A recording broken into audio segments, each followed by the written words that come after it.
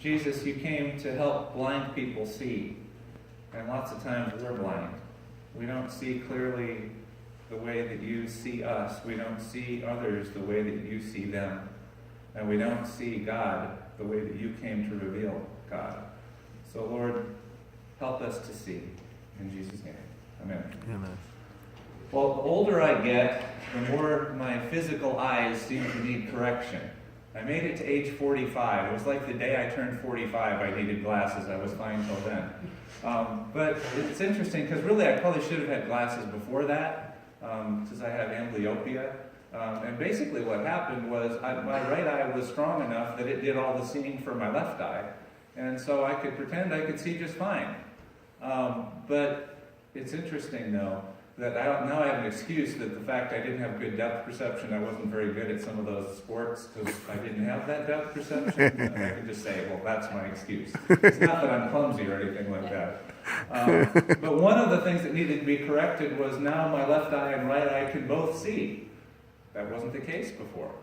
But one other thing that happened was at age 45, somehow my arms weren't long enough anymore to read. So I also needed to have that reading correction. So two different corrections that needed to happen. And as I look at the readings for today, I think that in many ways we have to do some eye exams spiritually as well. So I'm hoping in my life, I'm hoping in your life, that just physically our eyes will need more correction as we get older. But according to Paul, that even as this body deteriorates and wastes away, we're created more and more in the image of Christ. Hopefully our spiritual eyes will need less and less correction the older that we get. So what are some things that we need to do at certain times? Just like we need to go in and do eye exams and see whether there's corrections that need to happen. Every once in a while I think we need to spiritually do eye exams and see, are there some things that we're not seeing clearly that are preventing us from fully experiencing life and fully engaging in what God wants us to engage in. So there's two eye tests that I want us to look at based on our readings for today. And the first is, how clearly do we see ourselves and others the same way that God sees us? And the second is, how accurately do we see God as God really is? Or do we see God through distortions that prevent us from seeing what God is really like? So using the two readings, we're going to do a little bit of an eye examination. And I just invite you to take some time today and over the week ahead to really honestly look and say, do I have some issues that need to be corrected in either or both of these areas? So the first test is, how accurately do I see myself and others the same way that God sees me and the same way that God sees others? So looking at the first reading for today, King Saul had been the king, and he was someone who on the outside looked like a king. He had a kingly appearance. He was a head taller than everyone else. He was the one who looked like he should be the right one for the job. But apparently his quality didn't go much further than skin deep. He didn't have the character, he didn't have the faith that it took to be a king.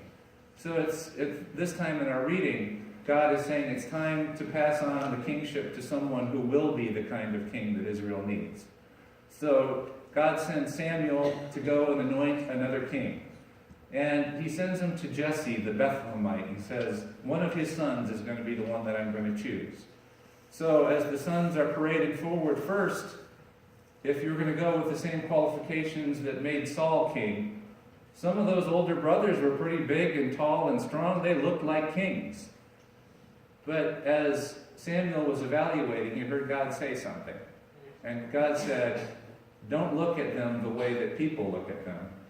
That's not the way I see people. Look at them according to their heart. And none of those first ones are the ones that I'm choosing. There's one more. So David comes in from the fields, the one that the father didn't even think about inviting to come to the ceremony because he didn't think that he was the right one. God sees what's inside of David.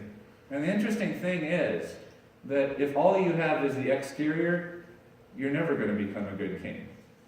But if maybe you still aren't fully grown yet, but you have the right stuff on the inside, then God can make you into a good king. So God says, that's the one that I'm choosing.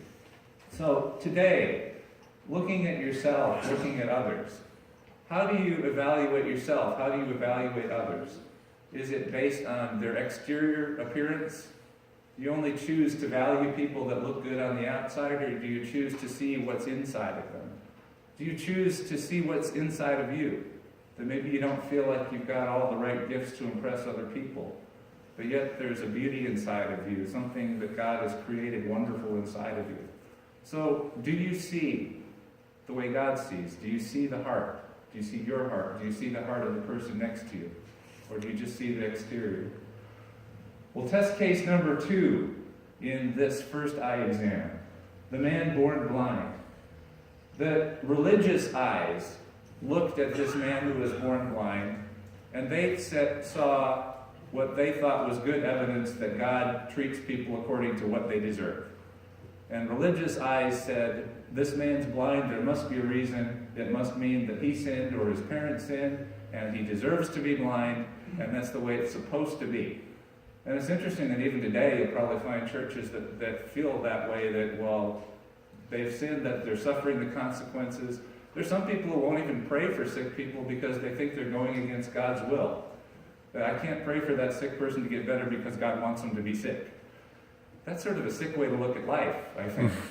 Jesus looks and doesn't see that, well, this person deserves what they have, so they need to stay that way. They need to be judged. Jesus looks at this person and sees what they could be like if they were free, if they were able to see. Jesus sees God's love transforming this man and giving him a new beginning. So, as you think about how you see people, Jesus didn't treat the person according to the perceived mistakes of his past, but he treated them according to who he could become. Is that the way you see yourself? Is that the way you see other people around you? Do you see yourself defined by the mistakes of your past and feel like you're limited because of that? Or do you see yourself based on what God can do as he frees you and helps you to discover the gifts that you have? Do you treat other people according to the ways they've hurt you in the past or the mistakes of their past? Or do you choose to see them for the potential they have? Because God does not treat us according to our history. He treats us according to our destiny. So, test number 1. Do you see yourself? Do you see others the way that God sees you? The way that God sees them?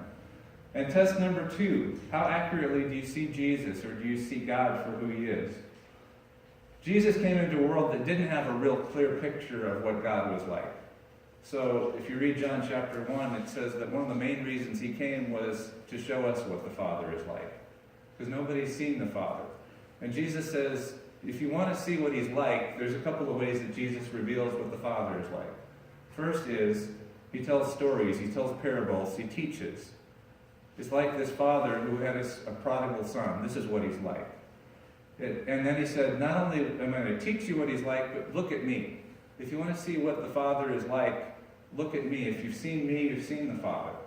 I only do what I see the Father doing. I only say what I hear the Father saying. And over and over again I've said this, that early in my life, I thought that God in heaven was the mean one, and Jesus came to earth to be the nice one to protect me from the mean one in heaven. And maybe some of you grew up that way as well. But what does Jesus say about that? Jesus says, he's not the opposite of me. If you've seen me, you've seen what the Father is like. So, Jesus comes to show us what the Father is like, because when we understand what the Father is like, we're going to want to be as close to him as possible. And that, I think, is one of the gifts of King David, as we look at King David's life. Saul, the previous king, got to the place where he was so focused on his own agenda that by the end of life, he had been so disconnected from God, he didn't even know how to talk to God anymore. But David was someone who was very different. David was someone, you read through the Psalms and you see he delights in the presence of God. My heart, my flesh cry out for your presence, God. He's someone who understands God's heart. He says, you don't seek sacrifice, you seek a broken and contrite heart. He's someone who, when it comes down to what he's willing to sacrifice, the one thing he's not willing to sacrifice is God's presence, experiencing God's Spirit in his life. Don't take your presence from me. Don't take your Spirit. because that's what makes me who I am. There's something about David that he understands the goodness and beauty of God in a way that's amazing for being an Old Testament person. A lot of us who even know about Jesus don't know how good God is, to the extent that David already knew how good God was. That he wanted to be in God's presence. He wanted to be close because he knew what God was like. So test case number 2, the man who had previously been blind. The religious people looked at Jesus and said, well, he can't be from God because he broke the rules. He made mud on the Sabbath. He healed on the Sabbath. So he can't be someone who God would have sent. So they are looking at Jesus for what's wrong with him. They're still trying to justify their picture of God as being a punishing God who gives people blindness and gives people sickness so that they can suffer the consequences. They're having trouble seeing clearly what God is like. But this man who had been blind bit by bit is starting to see more what God is like. You know what? God doesn't judge me because he didn't hate me because I was blind. But he loves me. He values me. And you see the progression in the way he sees Jesus. First it's that man Jesus made mud. And then he figures out, you know what? The more I think about it, he's not just a man, he's a prophet. And then as he processes a little bit more, he says, you know what? He's more than a prophet. He's the one that I want to be a disciple of. He's the one that I want to follow for the rest of my life. And then the more he thinks about it, the more he realizes, well, he's more than just someone I want to follow. He's the Son of Man. He's the one that God sent. He's the one that I worship. So his eyes are continually being opened more and more to see who Jesus is and what God is like, as the ones who are supposed to see what God is like remain blind. So the second eye test I invite you to do for yourself this week is to think, how do you see God? Do you see God in a way that's distorted, or do you see God in the way that Jesus came to reveal him? Do you see one